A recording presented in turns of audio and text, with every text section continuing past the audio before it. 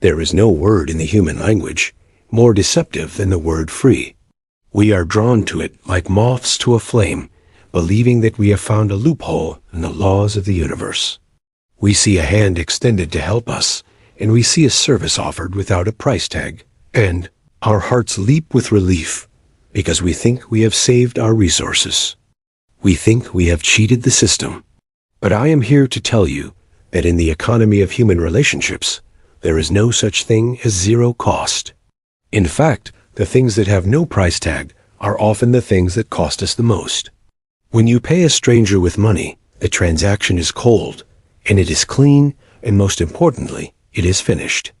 You give the coin and they give the bread, and you walk away as two free individuals with no further obligation to one another.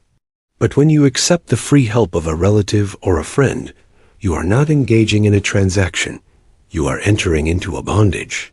You are signing a contract written in invisible ink where the terms are never defined and the interest rate is infinite. This is the story of the debt that can never be repaid. This is the story of how the favor you accept today becomes the chain you wear tomorrow. Let us imagine a man named Thomas. Thomas was a good man, a hard-working man, but he was struggling.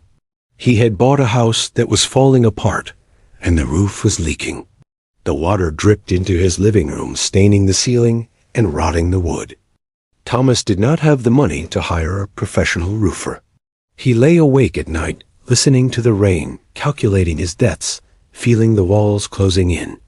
And then came the offer. It came from his uncle Elias. Elias was a man of the family, a man who had done well for himself, a man with loud opinions and a strong back. Elias came to the house and looked at the wet floor, and he slapped Thomas on the shoulder. "Put your wallet away, Thomas," he said. "We are family. I will come over this weekend with my tools, and we will fix this roof together. It will not cost you a penny." Thomas felt a wave of gratitude wash over him. He felt like a drowning man who had been thrown a lifeline. He thanked his uncle. He shook his hand. He thought he was the luckiest man in the world. The weekend came, and the roof was fixed. Elias worked hard. He hammered and he sweated, and he refused to take any money, even for the materials. Thomas tried to pay him, but Elias waved him off with a look of insulted pride. "Don't insult me," he said. "What kind of family takes money for helping a nephew?" Thomas cooked a big dinner for him. He bought him expensive whiskey. He said thank you 100 times. And on Sunday evening, as Elias drove away, Thomas sat in his dry living room and felt safe. He thought the transaction was over, but he was wrong. The transaction had just begun. The change was subtle at first. It always is. At the next family gathering, Elias made a joke about Thomas's house. It was a loud joke told to the whole room. "I had to save this one from drowning," Elias said, pointing at Thomas. "If I hadn't gone over there, the whole house would have washed away." Everyone laughed. Thomas laughed too, but it was a weak laugh. He felt a small pinch of humiliation. He realized that by accepting the help, he had given Elias the right to tell the story. He had given Elias ownership of the narrative. Thomas was no longer the master of his own home. He was the damsel in distress, and Elias was the hero. Months went by. Thomas was planning a vacation. He had saved a little money and wanted to take his wife to the coast. When Elias heard about it, he did not say have a good time. He frowned. He said must be nice to go on vacation. Some of us are too busy fixing other people's roofs to go to the beach. The comment was sharp. It was a hook.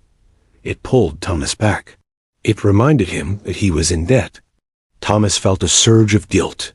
He canceled the expensive hotel and booked a cheaper one.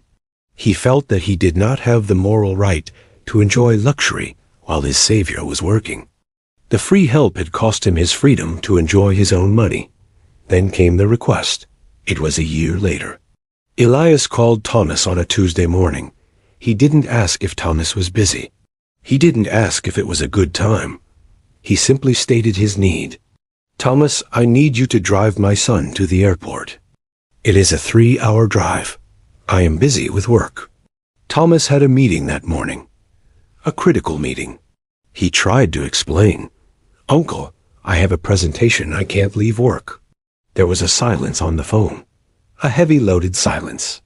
The kind of silence that screams louder than words. Finally, Elias spoke. His voice was low and disappointed. I see. I dropped everything to fix your roof, Thomas. I spent 2 days in the sun for you. And you cannot drive 3 hours for me. That is fine. I understand where I stand. Thomas felt the trap snap shut. He knew that if he said no, he would be the villain. He would be the ungrateful nephew. He would be the man who took and never gave back. The weight of the roof was suddenly on his shoulders, again heavier than the shingles and the wood. It was the weight of obligation. So Thomas canceled his meeting. He risked his job. He drove the 3 hours to the airport. He paid the toll with his time and his stress. And as he drove, he realized the terrible truth. The roof was not free. He was paying for it now. And he would likely be paying for it for the rest of his life. Because there was no invoice. There was no receipt that said paid in full. The debt was emotional, and emotional debts are subject to inflation. We must understand the philosophy of the ledger. In every relationship, there is an invisible book of accounting. When you pay a professional, when you hire a contractor or a mechanic, the ledger is balanced immediately. You give value, they give value, the book is closed. You can criticize their work. You can tell them to leave. You can never speak to them again. You are equals. But when you accept charity from a peer, the ledger stays open. And the person who gave the help holds the pen. They get to decide when you have paid enough. And usually in their mind, you have never paid enough. They own a share of your dignity. Why do we fall for this? Why do we accept the free help? We do it because we are afraid of the coldness of the world. We want to believe in the warmth of the tribe. We want to believe that love transcends commerce. And in a perfect world, it would. If everyone were a saint, help would be given freely, like the sun gives light with no expectation of return. But we are not saints. We are human beings driven by ego and power and insecurity. Many people help you not because they want you to be well, but because they want to feel superior. They want the rush of being the benefactor. They want to look at you and see their own goodness reflected in your gratitude. When you accept their help, you are agreeing to be the mirror for their ego, and the cost is your voice. Have you noticed that it is very hard to disagree with someone who has saved you?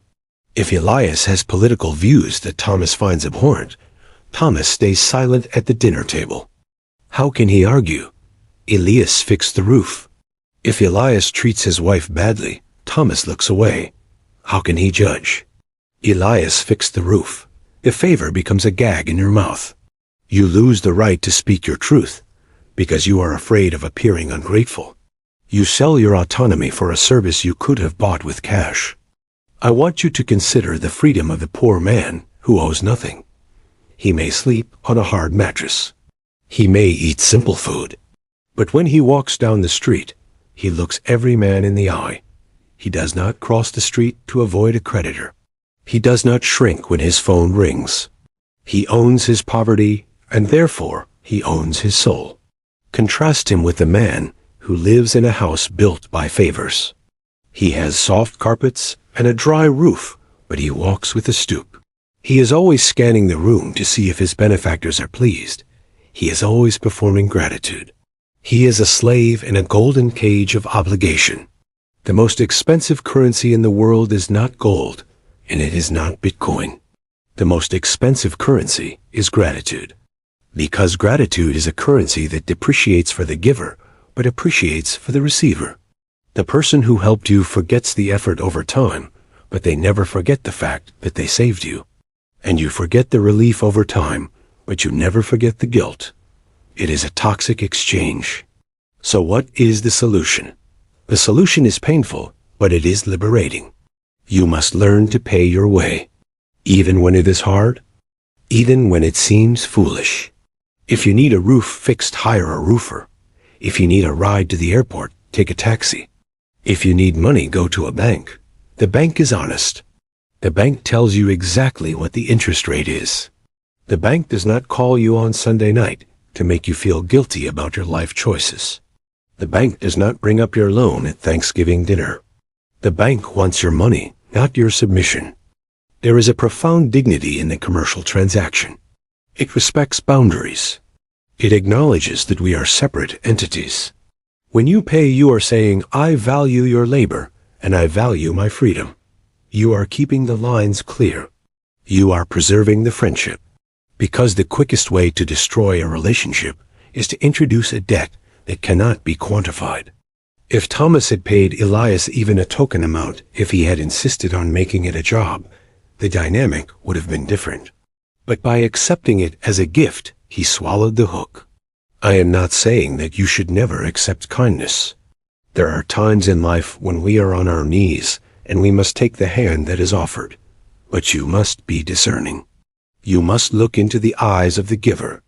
Are they giving because they love you? Or are they giving because they want to own you? Does their help come with a contract of silence? If you sense that the help is a tool of control, refuse it. Sleep in the rain if you must. The water will dry, but the stain of servitude lasts forever. And if you are the one giving the help, examine your own heart. Why are you doing it? Are you doing it to be helpful? Or are you doing it to be important? If you help someone, you must do it, and then immediately forget it. You must wipe the ledger clean in your own mind. You must never bring it up. You must never use it as a weapon. If you cannot do that, then do not help. Let them struggle. The struggle will make them strong. Your conditional help will only make them weak. There is a beautiful solitude in self-reliance. It is the solitude of the mountain climber who stands on the peak, knowing that his own legs carried him there. He owes the mountain nothing but respect. He owes the wind nothing but a nod. He can breathe the air deeply because he has not borrowed the breath from another. Do not be afraid of the struggle. Do not be afraid of the price tag. The price tag is the proof of value. When you pay the price, you earn the right to the object. When you get it for free, you are merely the custodian of someone else's generosity. Be the owner of your life. Pay the bill, tip the waiter, and walk out into the night with your head held high. The next time a relative offers to save you with a free favor, pause. Listen to the silence behind the offer. Ask yourself, what is the hidden cost? And remember that the most comfortable chains are the ones we put on willingly because we thought they were jewelry. Do not trade your sovereignty for a moment of ease. The ease passes. The sovereignty is your birthright. Do not sell it for a roof. Do not sell it for a ride. Do not sell it for anything. Keep your ledger clean. Keep your heart free. And let your gratitude be a gift you give freely, not a tax you are forced to pay. This is the only way to sit at the family table as a man and not as a servant.